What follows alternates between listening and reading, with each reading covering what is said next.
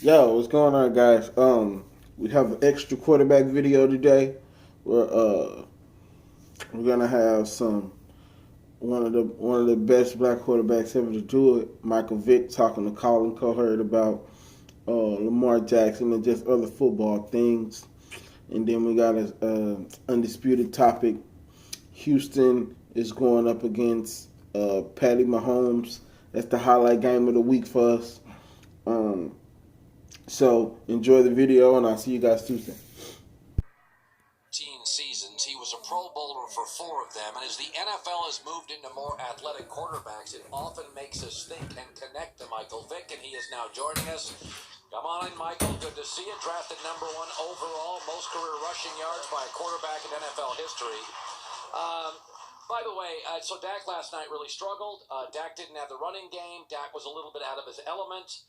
Sometimes I said time works in your favor and you get the contract. Sometimes time doesn't work.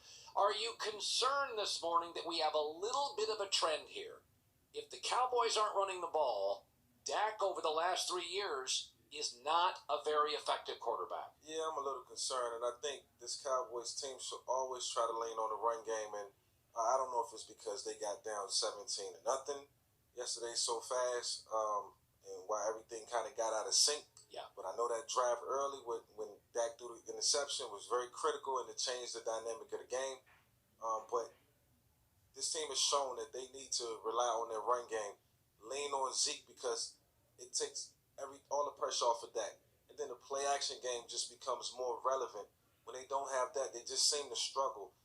I don't think this is a team where you ask Dak to go out and throw for over 300 yards. It has to be a balanced attack. And yes, it's sort of becoming a trend when Zeke is not heavily involved. This team looks different. Now, if you go back to their last 12 losses, all have one thing in common. When they can't run, they can't score. Yeah. And we're getting into a league now where, seemingly everybody is scoring. So Yes. it was ugly. Yes. It's interesting. Aaron Rodgers was obviously great. I was kind of blown away by Aaron Jones. Even though Aaron was amazing, that was the first time in the last couple years I looked at Green Bay and went, oh, Yeah. that they can hoist a trophy. Right. When was the last time they had a 100-yard rusher in a game? I mean, it was so good to see Aaron Jones come out and run for 100 yards, 4 touchdowns, superseded what we thought he could do. Right. Or what he did the past couple weeks, and that was because they trusted him. They put the ball into his hands. They didn't ask Aaron Rodgers to go out and win the game. And I think at this point in his career, at his age, you don't ask Aaron to go out and win every game. He's Right. done that in the past. It's like Russell Wilson. I always say, the Seahawks ask Russell Wilson about 4 times a game. Yeah. Hey, do that magic thing. Yeah. And yesterday, and Aaron it shows up. Yeah, Aaron Yes. made the pass down the sideline. He did the sidearm throw. Right. He had about 4 times where they're like, Aaron, Yeah, when they really needed him. do your Aaron Rodgers Yes. thing. But like when I watched Green Bay yesterday, I thought, oh, this looks like a team that can play. I tell you what, with the defense and the way they've stepped up, and I think this is something that Aaron has had his eye on for a long time. Getting a defense that can get stops, create field position, allow him to play a game that's way easier than what he's played in the past. Not having to drive 80 yards week in and week out. It's just helped this team become more functional. They look like a Super Bowl contender now. And if it wasn't for that interception versus the Eagles, this team could be 5-0. It's interesting. So I watched, when I think of running quarterbacks, I think a lot of us in America think of Michael Vick. So I watched Kyler Murray yesterday. As long as they got to get the offensive line better, but Yes. I think he's fascinating to watch.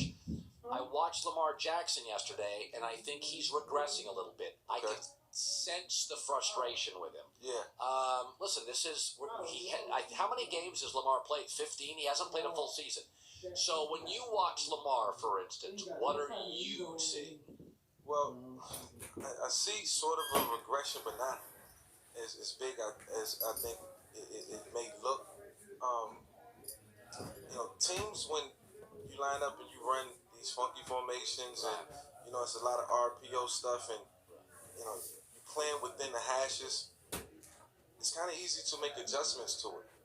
What you have to do, you have to go outside of the box, and you have to start throwing different wrinkles into the system to make things look different. Everything is up the hashes, down the middle, There are no out-breaking routes. There are no corner routes being thrown.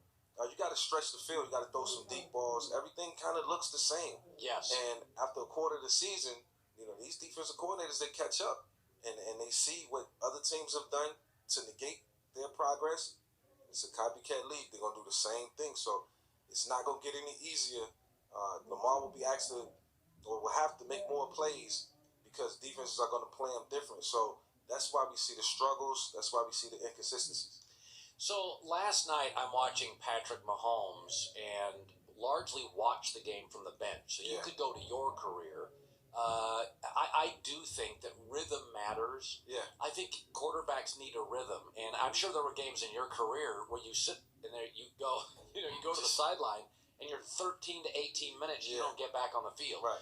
Do you think, Pat Mahomes got dinged up a little bit? Was it the foot injury? Was it sitting and watching the game? Was it Tyreek Hill? Because he was out of rhythm, I thought. I think it was more so, the injury, but at the same time, just the time of possession, just being on the sideline for a long time doesn't allow you to get into that playing rhythm. When you're throwing the ball, even if you throw a 5-yard pass into the flat on a possession after you've set for a long time, that one play can get you going. When it's not enough of that, even with Patrick Mahomes, and as great as he is, he still needs throws to build confidence as he goes. If he comes out and he hits his first 5 or 6, he's a different quarterback. He was great early, and then I think after that hot start, he went 3 for 10. Right, it just became more difficult. Maybe that was because he was dinged up a little bit, but, there was double teams on Travis Kelce. There was a lot of things going on that they haven't seen in a long time that made this game more difficult for Patrick.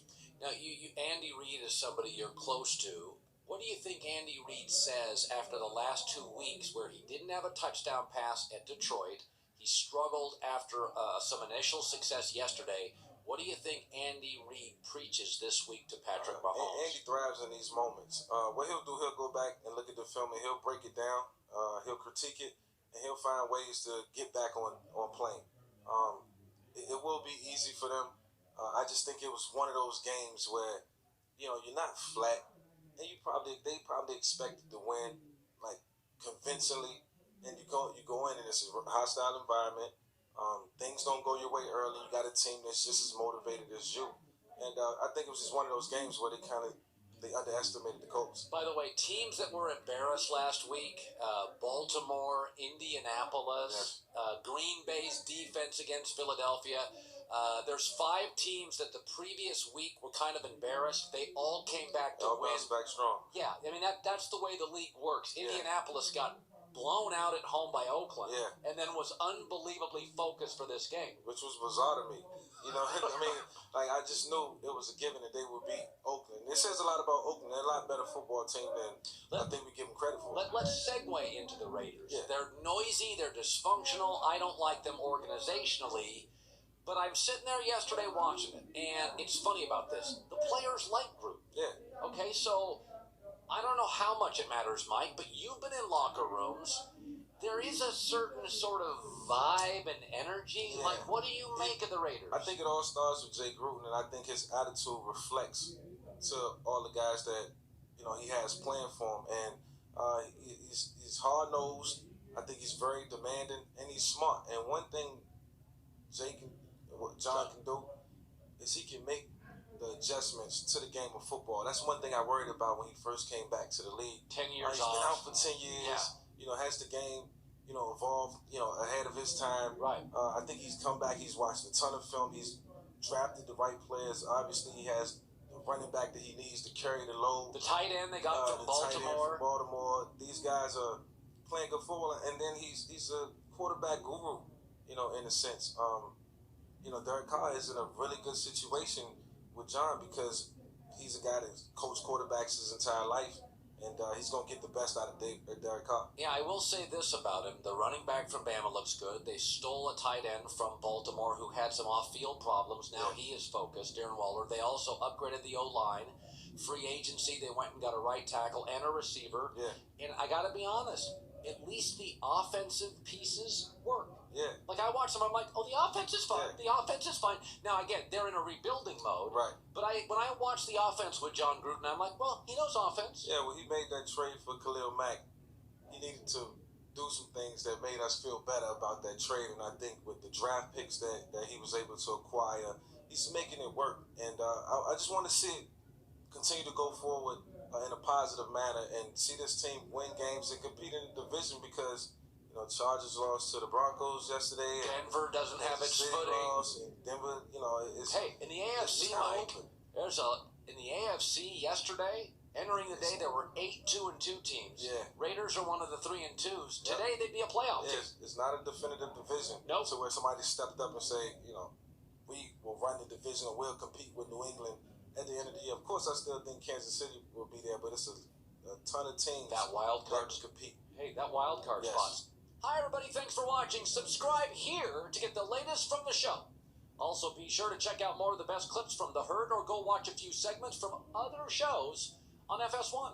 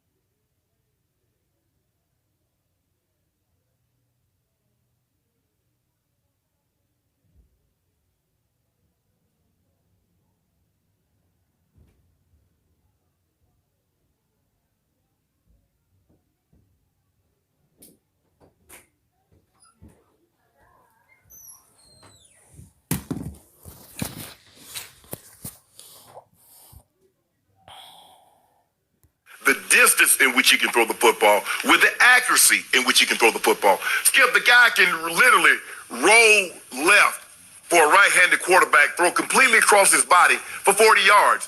That throw that he made for the touchdown, Skip, there hadn't been a whole lot of guys in NFL history that could make that throw. Agreed. A lot of guys, when they throw the ball across their body, Skip, they have to pull up, come to a stop, and throw the ball. He doesn't have to do that. He can throw the ball off his right foot. He can throw the ball off his left foot. You won't see very many guys that can do that. Yes, the ability to escape sacks, I think both have great ability to get out of harm's way. But mobile quarterbacks, and Deshaun I believe is the more mobile of the two quarterbacks, runs himself into sacks. This is not all on his offensive line. Skip, Randall Cunningham got sacked a lot. Michael Vick got sacked a lot. Cam Newton. We're talking about some of the most mobile quarterbacks in NFL history, because while they run themselves out of sacks on the backside, they run themselves into sacks on the front side. They hold on to the ball too long trying to make big plays. Deshaun Watson is unbelievable. But right now, Patrick Mahomes is on a different level than any quarterback. And so while I get where he's saying, and you think about it now, Deshaun got an earlier start. He started 6 games in 2017, Skip, his rookie season. Mahomes only started 1 game. So he got about, maybe 1,600 yards ahead of him by playing those games. But right now, Skip, Mahomes is on a different level. Deshaun is playing unbelievable. But right now, Pat Mahomes is by himself. Okay. I hear everything you just said. Now, for the record, speaking of sacks, Patrick Mahomes has started 22 regular season games and been sacked 35 times. Deshaun's 27 starts, so 5 more starts, but he's been sacked 99 times. He has taken a lot of abuse. And remember, last year it got so bad he had chest, lung injuries, and he had to take the bus all the way to Jacksonville. His body has been a wreck, and yet he has not missed a single start. So give him a big star for that one, because this is a tough young man, mentally and especially physically tough young man. I will give you the arm talent, because they say Josh Allen has a little stronger arm. I don't know. It doesn't manifest itself in his quarterback production yet. Maybe it will at some point. But to me, Patrick Mahomes has the strongest arm in football, and he's able to harness that arm strength better than anybody can harness it. And again, we know all the bells and whistles, the left-handed passes. Maybe it's next week it'll be, or this Sunday, behind the back, between the legs. I don't know. It's no looks. It's whatever. He is a globetrotter playing quarterback. So I give you all of that. But I'm going to dig in on this because I am a huge Deshaun fan, as you well know. And I will not give up hanging on to those 2 games he played in the national championship games against Nick Saban's defense. In the first one, he threw for 405 and 4 touchdowns and ran for another 73 yards. And as you know, they lost a fairly close game. And then he beat Coach Saban's team by throwing for 420 and 3 touchdowns. And obviously, he hit Hunter Renfrow with the game winner with a couple seconds left, and that canceled out a 30-yard Jalen Hurts run that had put Bama ahead before that. Jalen Hurts is going to play a little game tomorrow at noon Eastern time. It's neither here nor there. He doesn't play for Alabama. He plays for Oklahoma now. See how that goes. But the point is that I dug in then and said, hey, Deshaun Watson's intangibles are off the charts. And I still believe his intangibles are better than Patrick Mahomes. And I'm talking about big game, late game, clutch intangibles, and leadership intangibles. Not that Patrick's a bad leader. I just don't think he can measure up to how that Houston team follows Deshaun, how they play for him, how they fight for him. There's something in that young man that is very, very special. So long term, if he can, again, you're right, he deserves some of the blame for the sacks. If he can figure out how to avoid sacks by just simply making a quicker decision and getting rid of the ball, if he can stay healthy, if they can get a little better and beef up the offensive line and protect him a little better going forward, I believe that long term, he'll turn out to be the better quarterback between him and Patrick Mahomes. And I know right now that doesn't look good, but I just love this guy. And again, I like Patrick Mahomes, but I've always loved Deshaun. Yeah, Skip, there's nothing not to like about Deshaun Watson because, like you said, he's very mobile. He can get out of the pocket. He can hurt you with his legs. And plus, when he gets outside of the pocket, he can throw the ball down the field. I just feel like when he's more dangerous outside of the pocket with his legs, where Patrick Mahomes is more dangerous outside of the pocket with his arms. I feel that's really the difference between the two. You can't go really wrong, but the way Patrick Mahomes is playing the position right now, Skip, and the weapons that he has. I mean, eventually he's going to get Tyreek Hill back. Eventually he's going to get Sammy Watkins back. Eric Fisher, the left tackle, is going to come back. So you'll get an opportunity to see this offense at full strength. Now, he's thrown for 315, didn't get one touchdown. The week before, I think he threw for over 300. He didn't get the ball at the end zone. He won one, lost one. But Deshaun Watson has DeAndre Hopkins. He has Fuller. He has some weapons also. So let's not pretend like all of a sudden Deshaun Watson is just doing this with just smoke and mirror. DeAndre Hopkins is one of the two best receivers in all of football. He is. William Fuller just went, almost 200 yards and 3-4 touchdowns last week. So both of these guys have weapons. Deshaun Watson, Skip, I just don't know how much longer he can take this punishment. He's only 215.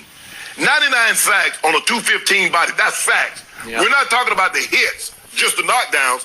And when he scrambles and gets tackled, Pat Mahomes is 230. So he's a bigger body of the two. I believe he can absorb more punishment. Sure. Deshaun's going to have to find a way, Skip, like you said. Get rid of the football, and you know what? Get out of bounds. It's not worth it to take that shot trying to get a spectacular play or a first down. Now, Skip, if it's fourth down, late in the ball game, I get it. No, I got it. But you got to be mindful because these hits accumulate over time, and it causes an adverse effect. Yep, I agree. But Deshaun's mentality is, I will die for the cause. I will throw my body on the line. And obviously, long term, you just can't do that. You can pick your spot occasionally. But in the big picture, if we look at what just happened, the tables turned this past Sunday, because Patrick Mahomes at Kansas City versus Indy was pressured a season-high 38% of his dropbacks. What happened? By his standards, he didn't have a very good game. And they lost at home 19-13 to an Indy defense that didn't have Darius Leonard, one of the best linebackers in football, one of the best defensive players in football, and neither starting safety played for the Colts. So, boy, that was a little shaky by Patrick Mahomes, but a lot of it had to do with the pressure that Indy was able to bring. Deshaun Watson, on the other hand, at Houston was not sacked, and he was hit only one time, albeit by the Atlanta Falcons, and he just threw a party. He threw for 426, 5 touchdowns, and no interceptions.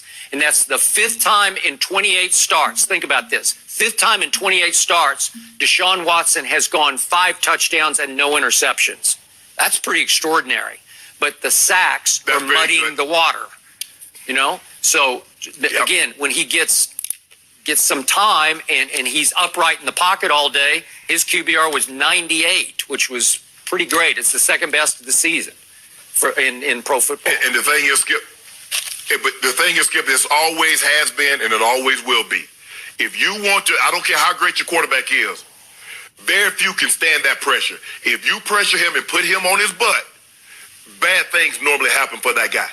And that's the way you get to Tom Brady. That's the way you get to Peyton Manning. If you want to Mahomes, Deshaun Watson, it does not matter. You must get them off that mark. If you let them guys have a clean jersey, you're not beating them. It's not going to happen, Skip. You're not going to beat them. So is it possible that your homeboy could lose a second straight game at home? Is that possible? Yeah, it's possible. I keep telling you, Skip, they put man on the moon back in 68. So anything's possible. Really? You want to impress me, put man on Pluto. Okay. Now watch what my homeboy, see, you messing with his name, Skip. You better put some respect on that man's name. I'll put more respect on Deshaun Watson's name. Yeah, I feel, J.J. Watt, Merciless, those guys going to be coming.